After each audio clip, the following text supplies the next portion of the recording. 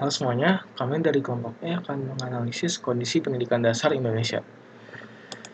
Kita mulai dari perkenalan, ada saya sendiri Gerard sebagai ketua, ada Mikael, Octavia, dan Nur sebagai anggota. Untuk latar belakangnya yang utama adalah pendidikan ini merupakan suatu hal yang penting bagi pembangunan suatu bangsa, terutama pada jenjang pendidikan dasar seperti taman kanak-kanak dan sekolah dasar. Nah, ketersediaan sekolah, jumlah guru, dan jumlah murid menjadi faktor penentu dalam keberhasilan sistem pendidikan nasional. Karena itu, pemetaan kondisi pendidikan akan menjadi langkah penting untuk memahami situasi pendidikan di Indonesia. Kita akan langsung masuk ke analisisnya.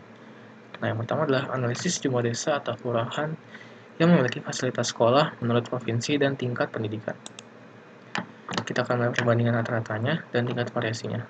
Untuk mencari nilai rata-rata menggunakan rumus main yang terdapat pada slide. Lalu kita bisa melihat pada diagram tersebut.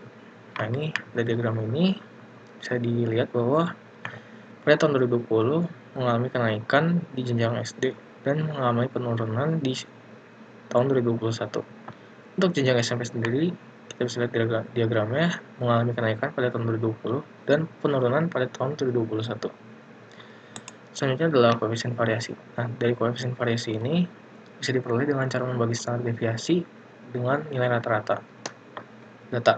Nah, koefisien variasi ini digunakan untuk membandingkan data mana yang memiliki nilai variasi yang lebih tinggi atau data mana yang penyebarannya lebih tidak merata atau beragam. Nah, sehingga kita bisa lihat tabel berikut ini. Bisa dilihat bahwa tahun 2020 memiliki koefisien variasi data yang kecil dibandingkan 2 tahun yang lainnya. Nah, ini artinya 2019 dan 2021 memiliki penyebaran data yang lebih beragam atau tidak merata dibandingkan 2020.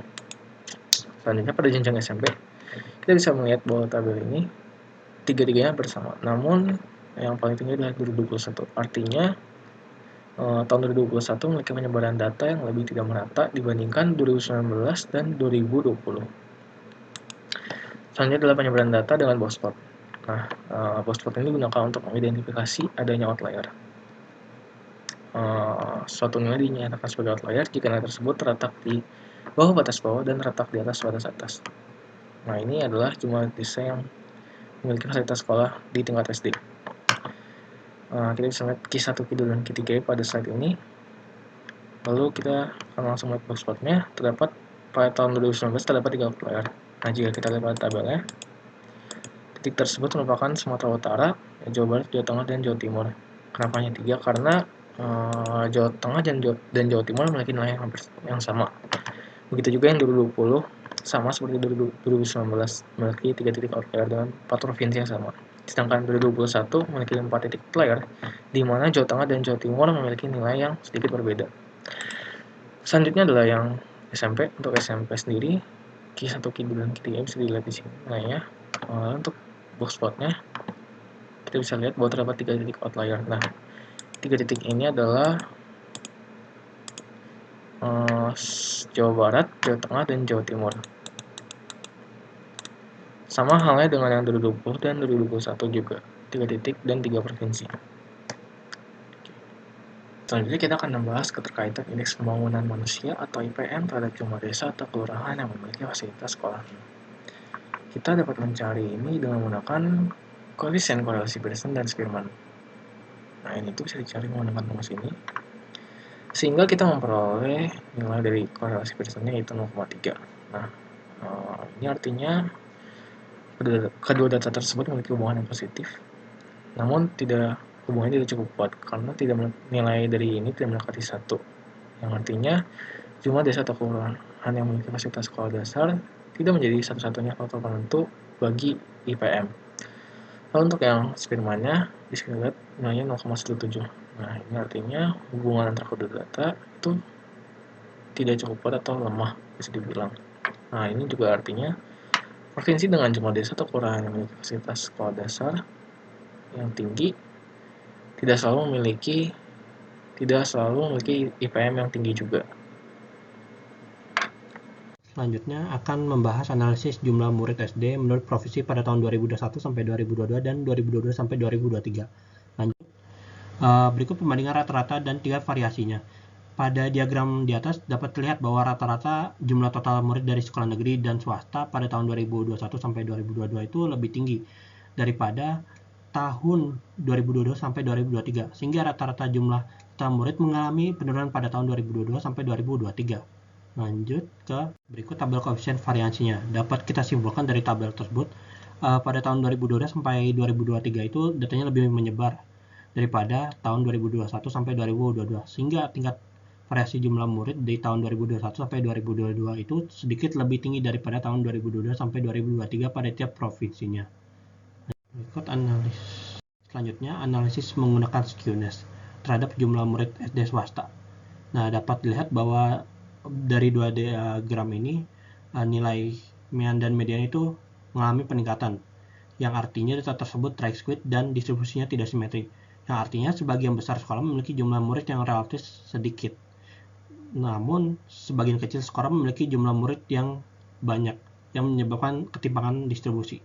Lanjut, berikut koefisiensi korelasi Pearson dan Spearman antara jumlah murid SD negeri dan swasta dengan jumlah penduduk miskin pada tahun 2023. Dan dapat dilihat di sini nilai Pearson bernilai negatif dan mendekati nol, yang artinya tidak terdapat korelasi antara jumlah murid SD dengan tingkat kemiskinan di suatu daerah. Nilai Spearman juga dia bernilai positif dan mendekati 1, artinya terdapat hubungan yang sangat kuat antara jumlah murid dengan jumlah penduduk miskin. Lanjut.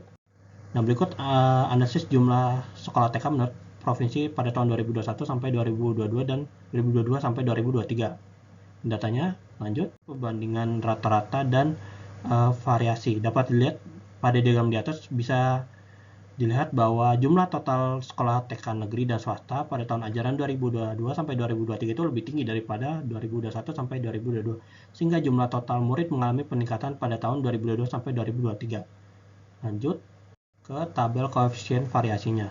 Dapat dilihat bahwa pada tabel tahun 2021 sampai 2022 itu datanya lebih menyebar dari pada tahun 2022 sampai 2023, yang artinya tingkat variasi jumlah sekolah pada tahun 2021 sampai 2022 itu lebih tinggi daripada tahun 2022 sampai 2023 tiap provinsinya. Lanjut, analisis menggunakan Gini koefisien. Dapat dilihat dari grafik ini, diketahui terdapat ketidakmerataan dalam distribusi jumlah sekolah TK antar provinsi di Indonesia. Nah, koefisien Gini juga adalah ukuran ketimpangan distribusi. Dan nilai koefisien Gini itu berkisar antara 0 dan 1. Lalu, dalam konteks ini kita akan menghitung nilai koefisien Gini untuk distribusi jumlah TK negeri dan swasta di provinsi-provinsi di Indonesia. Lanjut. Setelah diperoleh nilai koefisien Gininya itu 0,5710, berada di atas nilai tengah, artinya sebagian besar provinsi memiliki jumlah sekolah TK yang relatif lebih sedikit dibandingkan dengan proporsi ideal jika distribusinya merata. Lanjut, ini merupakan data indeks kebahagiaan tahun 2017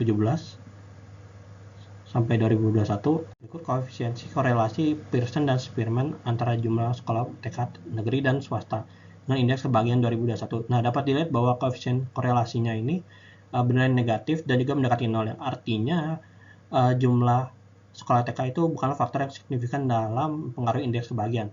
Nah, lalu untuk nilai Spearman ini dia mendekat nilai 0 dan bernilai positif, yang artinya jumlah sekolah TK memiliki hubungan dengan indeks kebahagiaan, tetapi tidak secara signifikan. Analisis jumlah sekolah SD menurut provinsi 2021, 2022, dan 2022, 2023. Itu adalah data-datanya. Perbandingan rata-rata dan tingkat variasi tabel sebelumnya merupakan data jumlah sekolah negeri, swasta, dan jumlah atau total keduanya untuk tahun ajaran 2021, 2022, dan 2022, 2023 pada jenjang SD. Untuk menghitung nilai rata-ratanya secara manual dapat menggunakan rumus min serta bantuan suatu software. Ini bawah adalah suatu diagram perbandingan rata-rata jumlah sekolah SD di bawah Kementerian Pendidikan. Pada diagram sebelumnya nampak bahwa perbandingan rata-rata sepertinya tidak ada, namun dapat dihitung jika rata-rata atau jumlah sekolah dari negeri dan swasta di tahun ajaran 2021-2022 berada di sekitar 3.917, sedangkan di tahun 2022-2023 berada di sekitar 3.920. Maka rata-rata dari jumlah atau total sekolah mengalami sedikit peningkatan di tahun 2022-2023. Berikut adalah tabel koefisien variasi. Berdasarkan tabel di bawah diketahui bahwa koefisien variasi di tahun ajaran 2021-2022 lebih besar dibandingkan dengan tahun 2022-2023, sehingga tingkat variasi jumlah sekolah di tahun ajaran 2021-2022 cenderung lebih tinggi dari tahun 2022-2023 pada tiap provinsinya.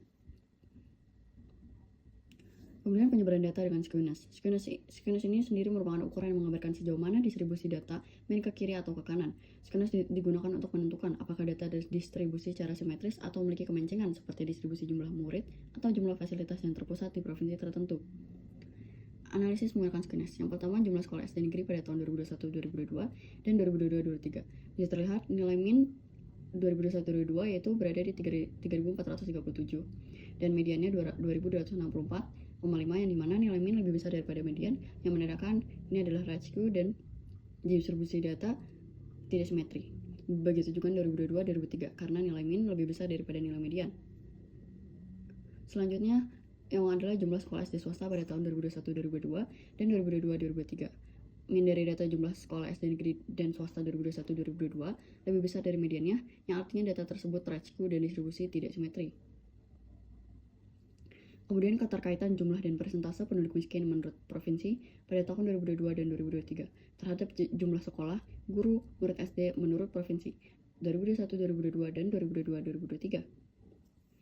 Kemudian koefisien korelasi persen dan Spearman antara jumlah sekolah SD negeri dan swasta dengan jumlah penduduk miskin pada tahun 2023. Koefisien korelasi persen bernilai minus 0,575 yang menunjukkan bahwa terdapat hubungan negatif yang sangat lemah antara jumlah sekolah SD negeri dan swasta dengan indeks jumlah penduduk miskin, yang berarti jumlah sekolah SD negeri dan swasta tidak secara langsung mempengaruhi tinggi atau rendahnya indeks jumlah penduduk. Koefisien korelasi Spearman bernilai 0,796 menunjukkan hubungan positif yang kuat antara jumlah sekolah SD negeri dan swasta dengan indeks jumlah penduduk miskin dalam peringkat provinsi, sehingga provinsi yang lebih banyak sekolah negeri dan swasta cenderung memiliki peringkat indeks jumlah pendidikan yang lebih tinggi dibandingkan dengan provinsi lain. Kemudian analisis jumlah guru SD menurut provinsi 2021-2022 dan 2022-2023. Yang pertama, berdasarkan di diagram di atas diketahui bahwa rata-rata dari guru di sekolah negeri memiliki jumlah yang lebih banyak dibandingkan guru di sekolah swasta. Pada diagram di atas juga terlihat perbandingan rata-ratanya memiliki tinggi yang berbeda dan dapat dihitung jika rata-rata jumlah total guru dari sekolah negeri dan swasta di tahun ajaran 2021-2022 berada di sekitar 41.433, sedangkan pada tahun 2022-2023 yaitu sekitar 42.250. Maka rata-rata jumlah guru mengalami peningkatan yang lumayan di tahun 2022-2023. Kemudian berikut adalah tabel koefisien variasinya. Berdasarkan tabel tersebut diketahui bahwa koefisien variasi di tahun 2001-2022 itu lebih besar dibandingkan dengan tahun 2022-2023, sehingga tingkat variasi jumlah guru di tahun ajaran 2001-2022 itu lebih tinggi dari tahun 2022-2023 pada tiap provinsinya. Kemudian analisis menggunakan skewness. Yang pertama, jumlah guru SD negeri pada tahun 2001-2022 dan 2022-2023. Min dari data jumlah sekolah SD negeri dan swasta 2001-2022 itu lebih besar dari mediannya, yang artinya lagi-lagi data tersebut rasio dan distribusi tidak simetri. Kemudian jumlah guru SD swasta pada tahun 2001 dan 2022 dan 2022-2023 sama, nilai min itu lebih besar daripada nilai median, maka mereka pun juga data tersebut ada rasio dan distribusi tidak simetri. Kemudian koefisien korelasi persen dan Spearman antara jumlah guru SD negeri dan swasta dengan jumlah penduduk miskin pada tahun 2023. Koefisien korelasi persen bernilai minus 0,0902 menunjukkan bahwa terdapat hubungan negatif yang sangat lemah antara jumlah guru SD negeri dan swasta dengan indeks jumlah penduduk miskin, yang berarti jumlah guru SD negeri dan swasta tidak secara langsung mempengaruhi tinggi atau rendahnya indeks jumlah penduduk. Koefisien korelasi Spearman bernilai 0,7875 menunjukkan hubungan positif yang kuat antara jumlah guru SD negeri dan swasta dengan indeks jumlah penduduk miskin dalam peringkat provinsi, sehingga provinsi yang lebih banyak guru SD negeri dan swasta cenderung memiliki peringkat indeks jumlah pendidikan yang lebih tinggi dibandingkan dengan provinsi lain. Berikut adalah analisis jumlah guru TK di Provinsi Indonesia pada tahun 2021-2022 dan 2022-2023. Dari diagram tersebut dapat dilihat bahwa jumlah guru di sekolah negeri jauh lebih sedikit dibandingkan jumlah guru TK di sekolah swasta. Dapat dilihat dari ketinggian batang dari jumlah guru di sekolah swasta. Kemudian rata-rata jumlah guru negeri dan swasta pada tahun ajaran 2021-2022 itu sekitar 9.060,08, sedangkan pada tahun 2022-2023 yaitu sekitar 9.693,71, sehingga rata-rata dari jumlah atau total murid mengalami peningkatan dari tahun 2021-2022 ke 2022-2023. Setelah mengetahui min dari setiap data, serta mencari standar deviasi, maka kita dapat membandingkan mana data yang memiliki tingkat variasi yang lebih tinggi, menggunakan koefisien variasi dengan membagi standar deviasi dengan rata-ratanya. Berikut tabel koefisien variasinya dapat dilihat min dan standar deviasi serta koefisien variasi dari tahun 2021-2022 dan tahun 2022-2023. Dapat dilihat juga bahwa tingkat variasi jumlah guru tahun ajaran 2021-2022 itu lebih tinggi dari tahun ajaran 2022-2023 di setiap provinsinya.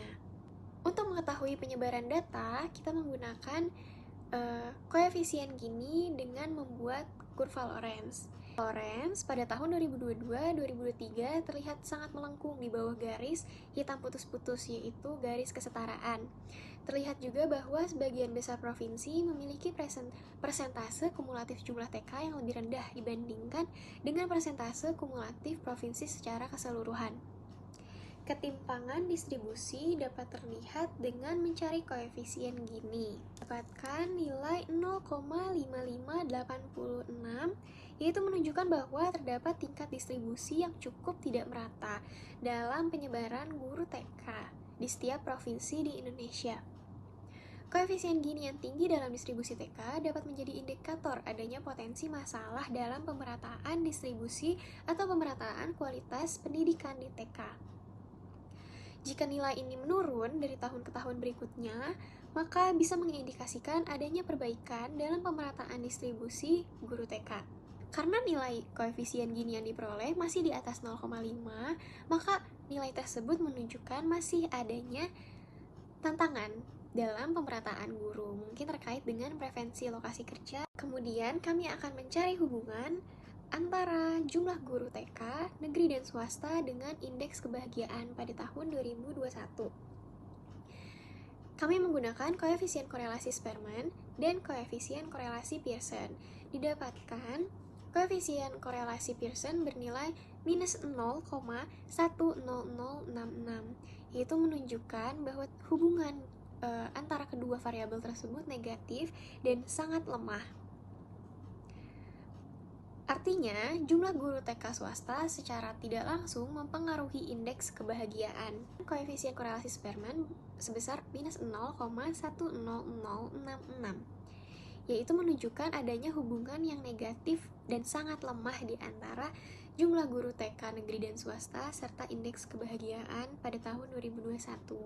Secara keseluruhan, dapat disimpulkan bahwa hubungan antara jumlah guru TK negeri dan swasta di Indonesia dengan indeks kebahagiaan dan sangat lemah.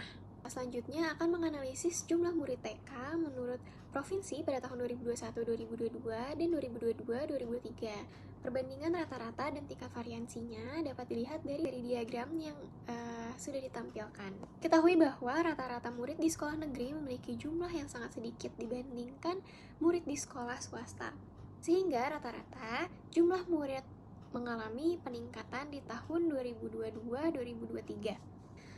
Oke, setelah mengetahui min dari setiap data serta mencari standar deviasi, maka kita dapat membandingkan mana data yang memiliki tingkat variasi lebih tinggi menggunakan koefisien variasi dengan membagi standar deviasi dengan minnya. Nah, didapatkan tabel koefisien variasi sebagai berikut. Berdasarkan tabel yang sudah ditampilkan, diketahui bahwa koefisien variasi di tahun ajaran 2021-2022 itu lebih besar dibandingkan tahun 2022-2023, sehingga tingkat variasi jumlah murid di tahun ajaran 2021-2022 itu lebih tinggi dibandingkan tahun selanjutnya. Dapatkan kurva Lorenz seperti berikut, yaitu ketidakmerataan distribusi murid TK. Dapat dilihat dengan garis melengkung yang sangat jauh di bawah garis hitam putus-putus atau garis kesetaraan. Hal ini menandakan bahwa sebagian provinsi memiliki persentase kumulatif jumlah murid TK yang jauh lebih rendah dibandingkan dengan persentase kumulatif provinsi secara keseluruhan.